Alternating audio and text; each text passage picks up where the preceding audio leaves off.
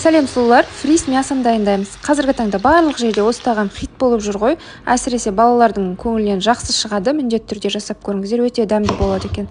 Картоптарымызды фри секілді соломка етіп турап аламыз. Сыртын жақсылап кептіреміз және қызып тұрған майда картоптарымыз қызғылт түске енгенше жақсылап қуырамыз. Осылай бетіне жоғары көтерілу керек. Енді бөлек ыдысқа азғантай майға пияз қуырып аламыз және жонып отырып осылай жіңішкелеп туралған еттерімізді де қуыратын боламыз.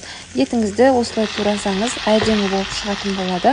Еттің артық суы тартылғанша баяу отта шамамен 40-45 минут мен қуырып алдым.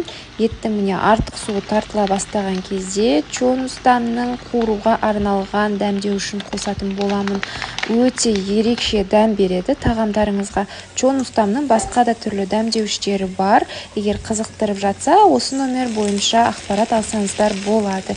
Кез келген тамағыңызды ерекшелендіреді. Етімізді дәмдеуіш қосқаннан кейін 5 минуттай баяу отта ұстаймыз.